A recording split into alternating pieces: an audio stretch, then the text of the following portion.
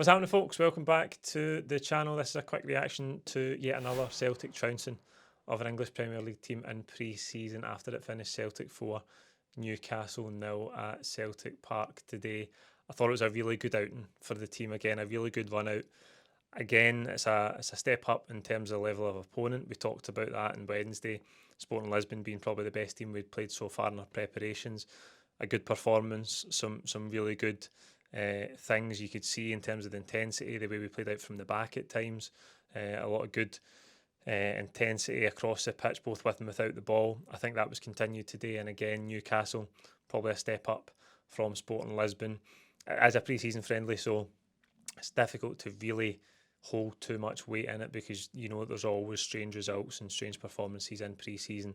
It's all based around getting strength and fitness into players. But I think the performance all round today again was very, very encouraging. Newcastle had again a blend of first team players and squad players in both halves. They never really had their first choice full 11 out at any one time, and it's not like that they're at the end of their preparations, but still a squad full of top players who have had a couple of really good seasons under Eddie Howe, and I thought we were really, really good all afternoon. I think first half we get the breakthrough with the penalty. Engels puts it away nicely, sends Pope the wrong way, and then I think we could have had a more comfortable lead.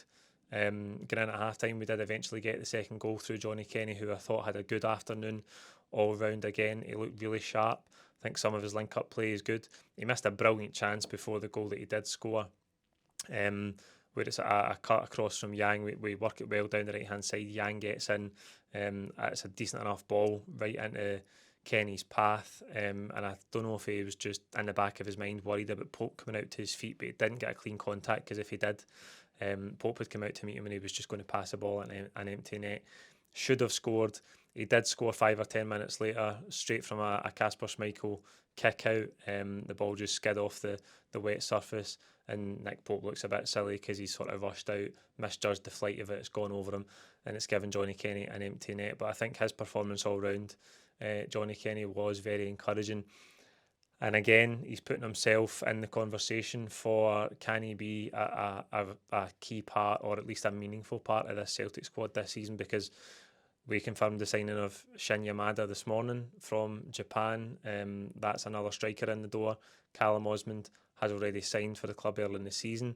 We know where he's at in terms of his lack of senior football, and being 19 years of age as well. Johnny Kenny, who has played backup towards the end of last season, we thought he would be the third choice striker, but then when Osmond comes in, it throws all that into question. Now, let me know in the comments. I think I've seen a few of you in the comments already say that we should keep Johnny Kenny because you've been encouraged by the signs that you've seen from him.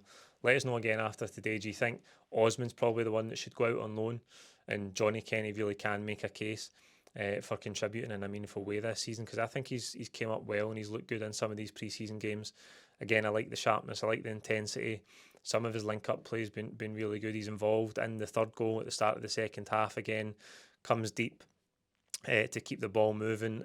McCowan plays a lovely ball into the channel for Dyson, who shows great pace again and strength to get there before the defender. Lovely turn back inside, and you can see that Yang is free at the back post, and he plays a lovely timed ball straight into the path of Yang, and he can hardly miss, albeit not to take anything away from the finish again. And 3-0, we were cruising. It was brilliant to see Kieran Tierney come back on in the second half.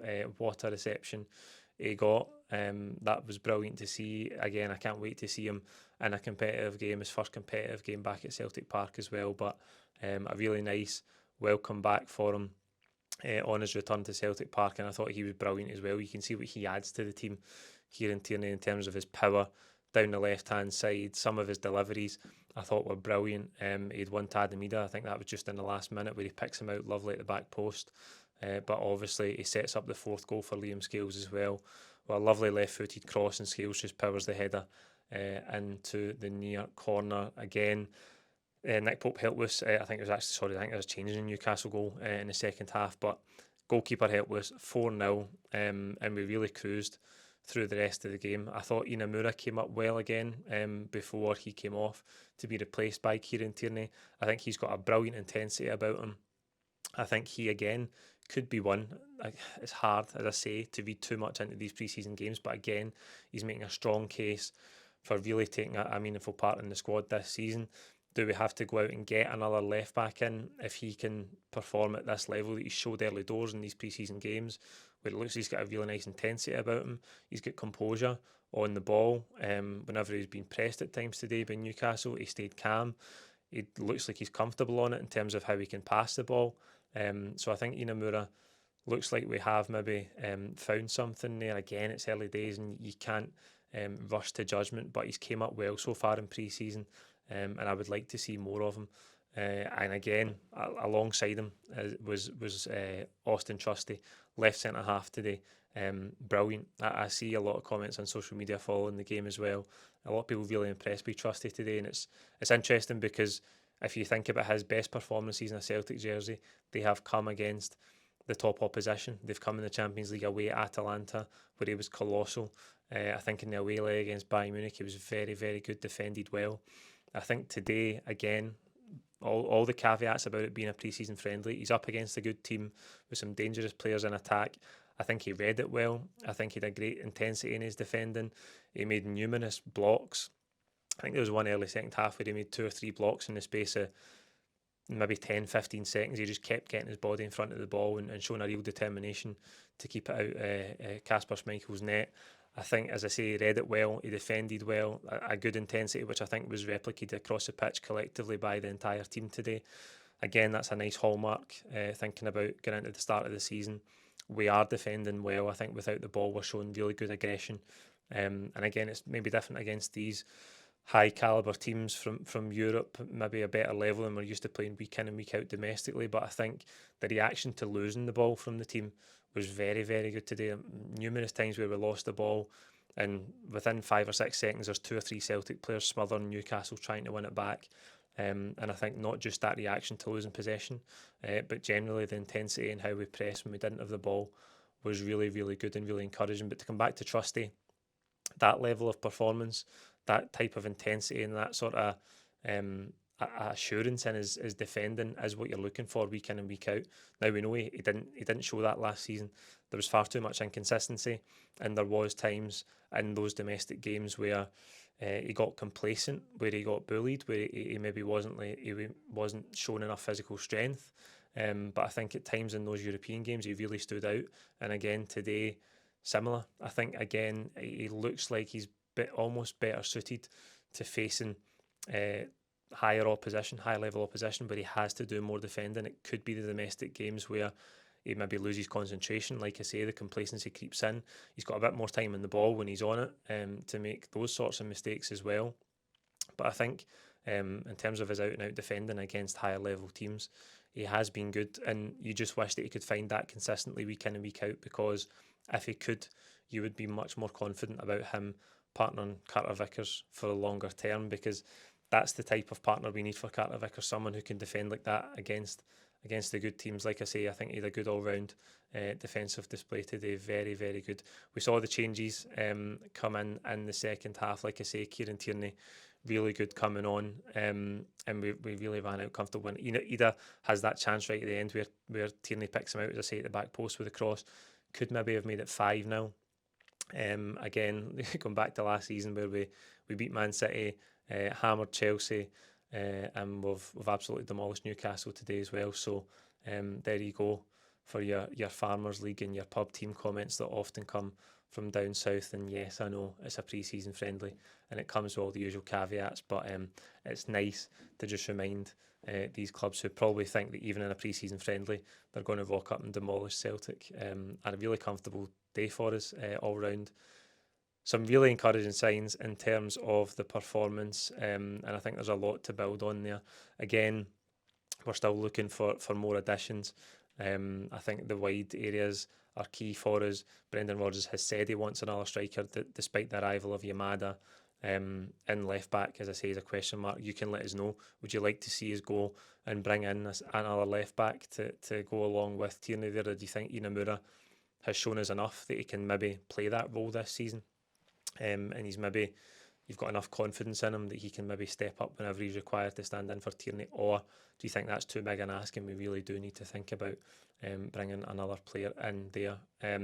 Lots to build on, lots of improvement to do. We go to Como during the week where we'll play Ajax on Thursday, and then we'll play another game against either Como or Al Ahly from Saudi Arabia as well. And then we're right into the start of the season the following weekend against St Mirren. But I think the last two performances, for all you can take from pre-season friendlies, the last two performances have been encouraging, and it's been nice to see some of those consistencies with last pre-season where we were brilliant, and last pre-season over in America you could see there's a real difference for the team from the season before. It's nice to see some of those hallmarks again in terms of how we're pressing, the intensity and the aggression when we lose the ball. And again, it's always nice to win. I know that I'm saying you can't put too much weight in pre-season results, but it's always nice to win football matches regardless of who you're playing or what the competition is.